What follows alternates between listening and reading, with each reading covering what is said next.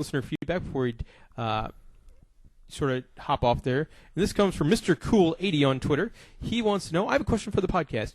If you could redo Disney World Orlando all over again, what would you do? For me, the number one thing is get rid of the arrival experience at Magic Kingdom and put the parking lot next to the park. That is number one. I don't mind the arrival experience as much as they need to figure out a way to make it more efficient. Mm-hmm. It is really fucking annoying, but if you had more things to do or more ways to get in there, yes. But I guess that's a good one. Get rid of that thing. Yeah, that was the first one that came to my mind as you've got to do that. I got one more controversial here. I would have made Epcot all countries.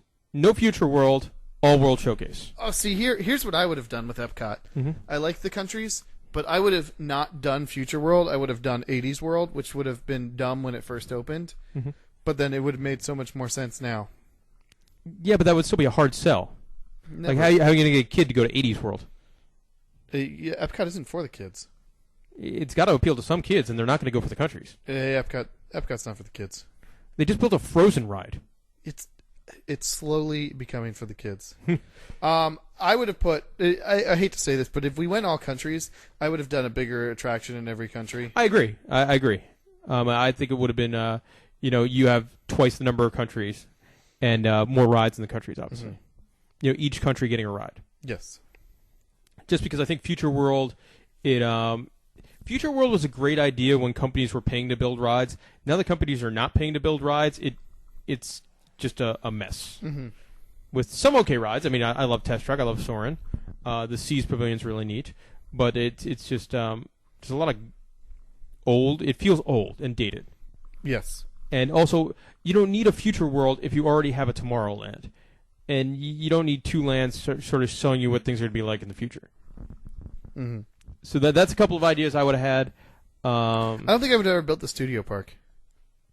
Yeah, sure. So what would you have done for third park?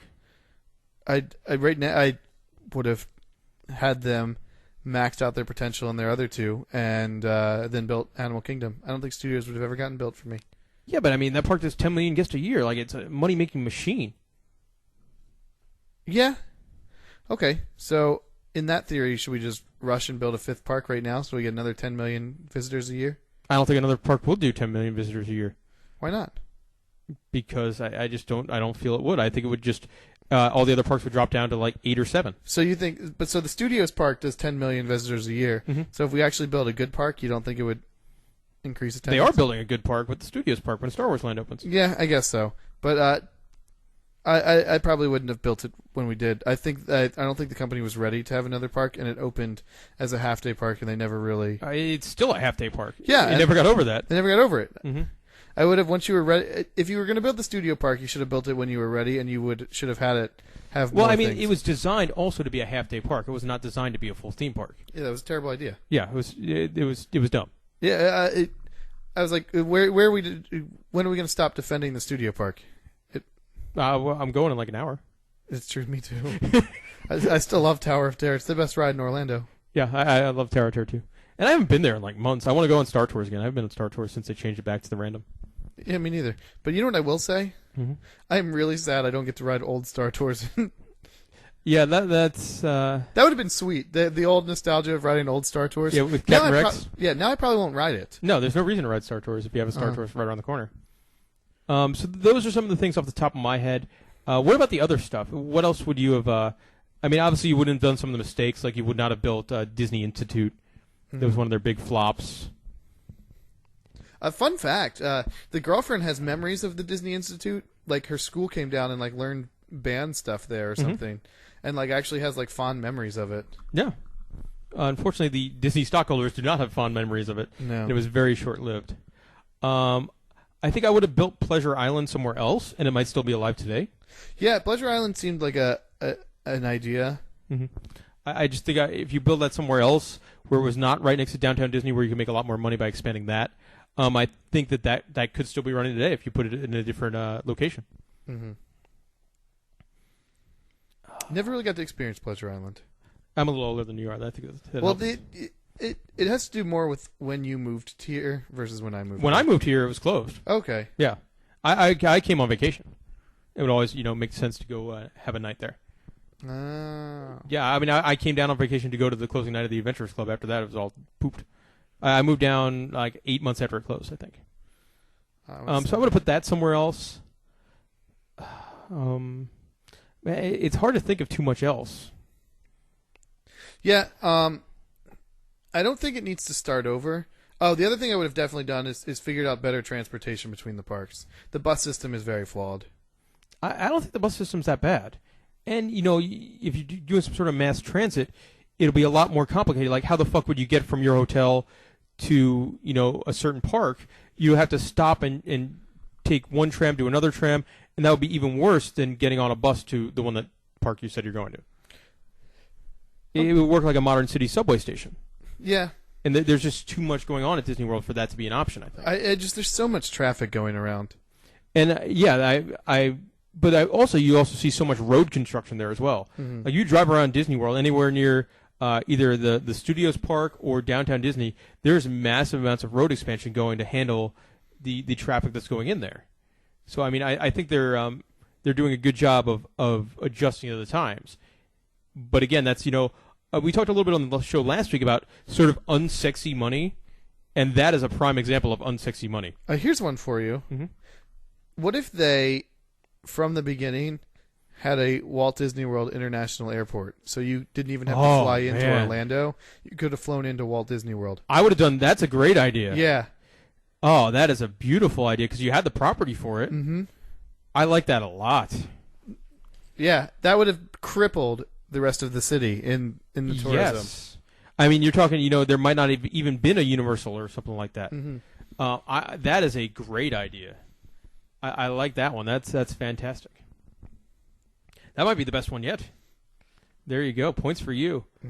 I mean, I would do stupider things, like I would have built like Fantasia Gardens mini golf at Disney Springs instead of in the middle of nowhere. Yes. Well, your Disney Dish thinks that's going for a hotel. Which I could see. You're going to make a lot more money with a hotel than a mini golf course. I think it's weird there is no mini golf at Disney Springs. There isn't a lot of things to do besides shopping. No, it's shopping and eating. There's no like attractions. I mean, like when you walk in carousel and the stupid train ride. When you walk around like a Gatlinburg or a Broadway at the beach, something like that, there's eating and shopping, but then there's also attractions and things to do. And there, outside of going bowling, or if you want to go to Disney Quest in the next 4 months, there's nothing. There's no real attractions to do there, and things that kids would want to do. Well, like you can't do the things like the simulators and the wax museums and things like that. Museum and stuff. I mean, you could probably get away with a wax museum, but I don't think you could do like the simulators or like the Ripley's and stuff like that, or like an aquarium. But I think a mini golf course would do really well at. Oh, that'd be really, really. I think a mini golf at Disney Springs would work really well. Do buses go to the Fantasia golf course? No, I think you have to transfer, go to Hollywood Studios and walk. Yeah, see that's poor design. I see why it doesn't do very well. Yeah.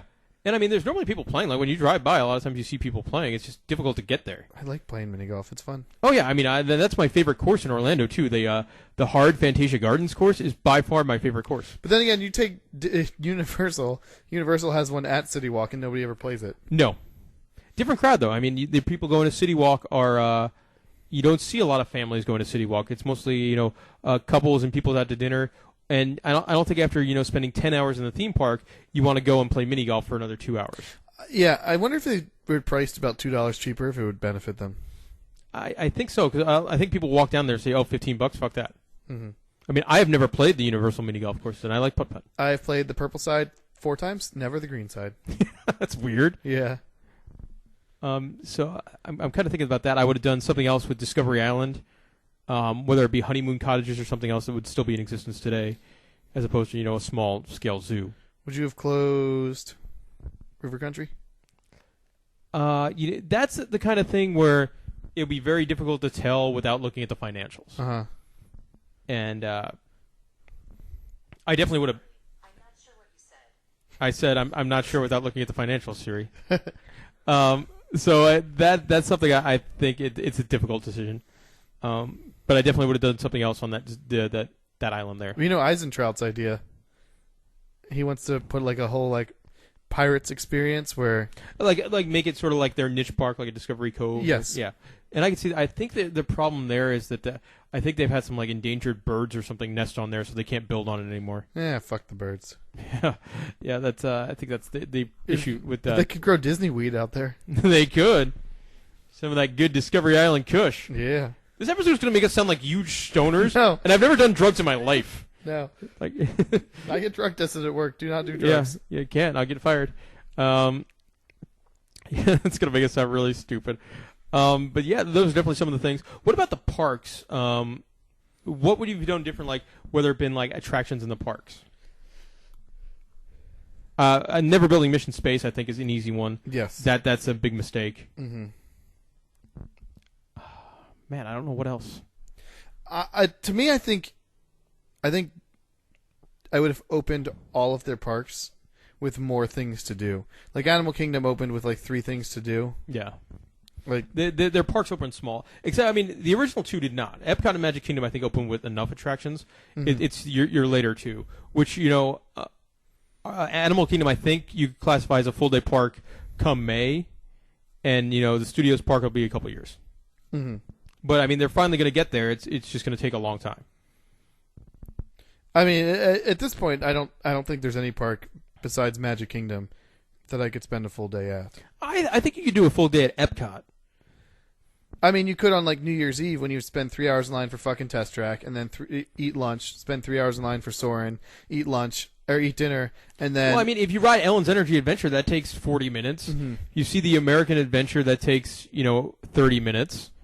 There's a lot of longer format attractions there.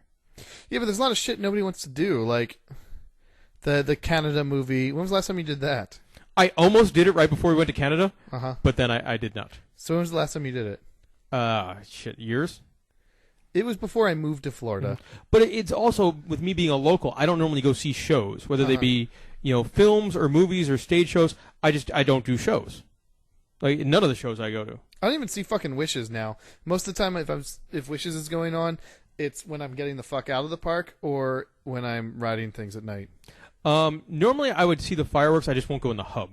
So if I'm at Magic Kingdom, I would watch Wishes from like Frontierland or Fantasyland or something like that, where you still get a cool view, but you don't get like sort of all the pomp and circumstance from the castle, but you also don't have to be trapped with a whole bunch of people. Mm-hmm.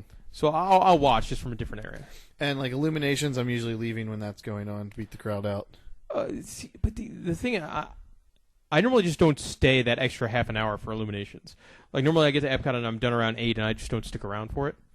If I'm there within like 20 minutes, I stay because I really like that show. I don't know. I feel all their entertainment is stale. If I were them, I would. Well, for me, I don't think any sort of show in a theme park should run more than 4 or 5 years. Yeah, I would update I would be on a rotating basis. Mm-hmm. I think once we get Rivers of Light, it'll be on a rotating basis of each park gets a new nighttime show each year, and so you have. But it just goes to show that it's not a locals park; it's all vacationers. So then, like Disneyland, I think has like 4 or 5 different fireworks shows they're doing this year alone. So then, by the end of the year, by the end of a 5-year span, you're going to have a new nighttime show at each one. Yeah, it's just there's no money in it. People are going to go to the Magic Kingdom to see the fireworks, no matter whether you call it Wishes or 50th anniversary blast. I mean, people have gone to the Magic Kingdom to see a parade, but we got rid of it. Thank God. I think there's probably a lot of complaints about that.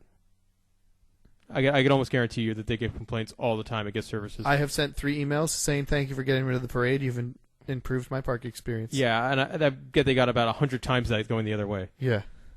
Because I definitely see that. I could even see them getting a new parade by the end of the year. I think it's weird. It is. It's not what people expect from the Magic Kingdom. Yeah, I didn't get that move. Mm-mm. Budget. Mm-hmm. Thanks, Shanghai. Mm-hmm. So I guess that's. I don't really have anything else. I don't think for what I would do differently at Disney World. No. I probably would have built the All-Star resorts and stuff like that a lot earlier.